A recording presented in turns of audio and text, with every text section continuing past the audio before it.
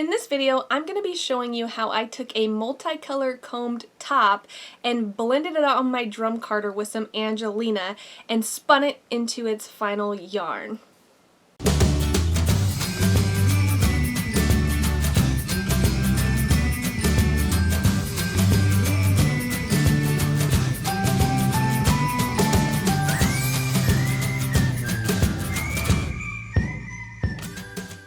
Alright, we've got it zeroed out on ounces, and it's supposed to be 8 ounces. And it is showing 8.2. So we're going to go ahead and switch over to grams because it's easier for me to weigh smaller amounts in grams on this scale. So let's go ahead and see if I want to keep out 33 grams. 200 still divides pretty easily down into 50-gram bats. So that's what I'm going to do. I'm going to take 33 grams, spin it as a control of just the carded roving, and then I'm going to break the rest of this up into 50-gram pieces.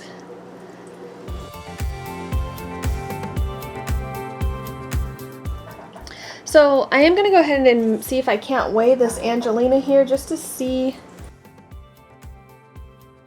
So it's looking like 1 to 2 grams of each color. I'm going to go ahead and put this purple with my small bat here, just because I know that it's a lesser amount. And then it's time to pull out the drum carder. Alright, so I'm going to start with the purple Angelina small bat. And one thing that I thought about going into this is that I've bought bats in the past where there's so much Angelina stuck into one spot of the bat, you end up spinning kind of these small sections of pure Angelina. I want to avoid that. I don't want sections of Angelina. I want it evenly distributed to give a nice sparkle throughout my yarn. But this is already several colors blended together, and I don't want to muddy up the colors too much either. So what I'm thinking is just splitting the Angelina into 2 and doing 2 layers of Angelina. That will help blend that a little bit. And then try to do the same thing for the roving. Just cut the roving in half. Do roving, Angelina, roving, Angelina.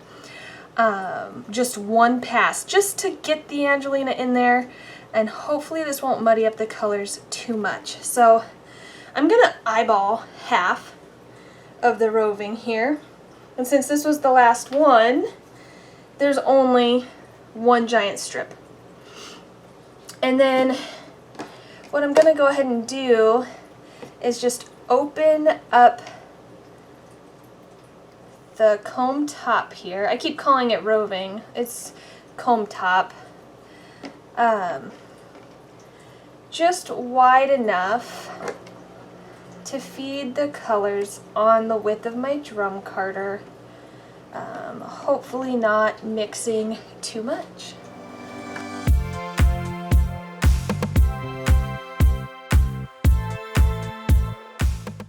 And then for the Angelina, I'm going to go ahead and add it directly to my big drum here. Trying to add as little as possible at a time.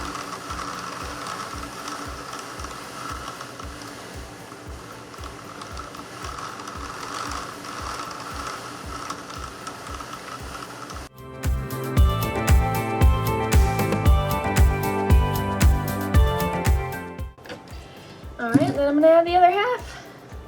Just do the exact same thing. It seemed to work well, opening up this comb top and just feeding it on. I do need to adjust my drums. I noticed some of the fiber got stuck on my small licker in there, and that's because I took this drum carder apart recently and cleaned it. And when I put it back together, I thought I had adjusted it correctly, but it looks like it could use a little more adjusting. Just a little. Not enough for me to worry about it right now, I don't think.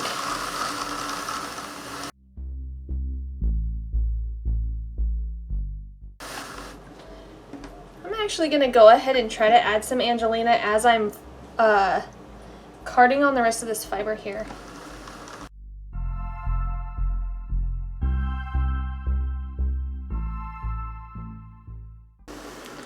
So I think that sparkle's really picking up. You can see the colors blended just a little bit more. Let me zoom you in on that. So the Angelina is nice and pretty well evenly distributed. Let's just brush it down real quick. Let's pull it off. I can already tell the colors have muddied up just a bit, but that's okay. They're gonna muddy up in spinning anyways.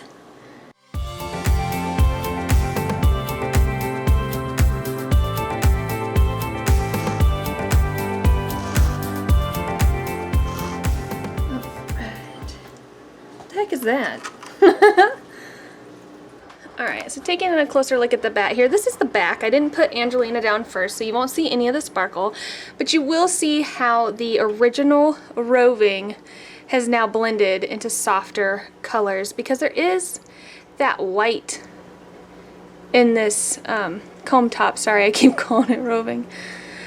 So the white has blended into the colors and softened them quite a bit, and so you're not getting as strong of a contrast once they've been blended through once, but now it sparkles. So I think this should be a fun little experiment. I'm gonna go ahead and roll this up and see if we can't do the rest.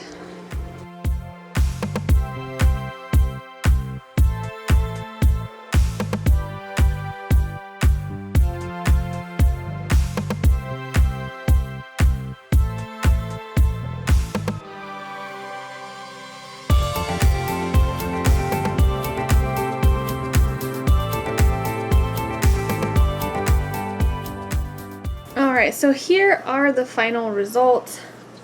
I've got the purple, the yellow, the green, and the pink. The pink is the most surprising to me because it doesn't look pink whatsoever. It's like shining blue. But yeah, it's just nuts. That is the pink. And then this is the control comb top that's left over. So I did my best not to blend too much, and you can still see I've got areas, strips of colors that didn't blend, so I think I did okay. I'm going to keep each bat individual, and same with the test here. I'm going to go ahead and chain ply these only because that's going to give me the least muddied effect, especially since I've already blended those a little bit.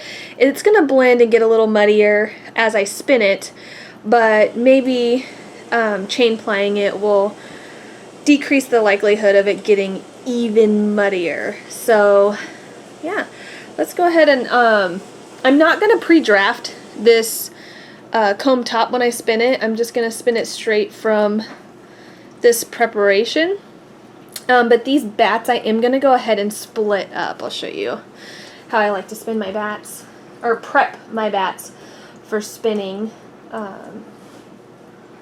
And actually this one I think is going to be a little bit different because I can see the color spreads, and since we're chain plying I kind of want to keep them separate. So I'm going to try to go for something like this, keeping those colors blocks as separate as possible. And I don't know if I'm gonna, this one can actually be split into two. I don't know if I'm going to alternate these or not. I think I'm just going to kind of do what sounds right, or kind of what I think as I go.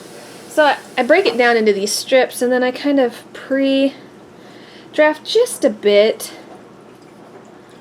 just enough to loosen it up and keep it together. That doesn't make sense, right? Loosen it up, keep it together. Then I'm going to wind them into these little nests. So I'm going to do that for each bat, keep them separate, and then spin the singles and chain ply them. Alright, so looking at these all nested up, I do see some definite color blocks, like this one's predominantly purple, this one's predominantly green, and with the chain ply we should get some nice, fun semi-striping, but there will be muddied areas as well. I think this was a good choice. Hopefully I still think that at the end. Miley, that's not your spot, that's not your fiber. I'm on my largest whirl here. I'll pop up on the screen what that ratio is, but I'm starting by spinning the multicolored comb top, and once I get it kind of attached and feeding on and my tension set correctly, I did an assisted long draw. I prefer to do that kind of spin on most of the fibers that I work with. I'm just testing my twist per inch and seeing if I'm getting kind of what I'm hoping for out of this spin. And I didn't pre-draft the comb top whatsoever. I just wanted to see what would happen if I just spun it straight from the prep itself. And you can see I'm just kind of letting the twist enter the fiber, and I'm letting it grab whatever it wants.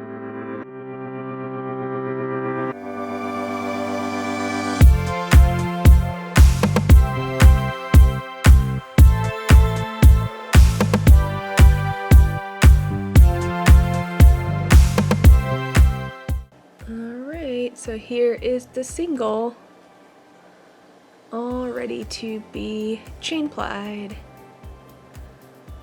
And this was, it's probably a little less than 33 grams because I did go ahead and keep that little piece out for reference.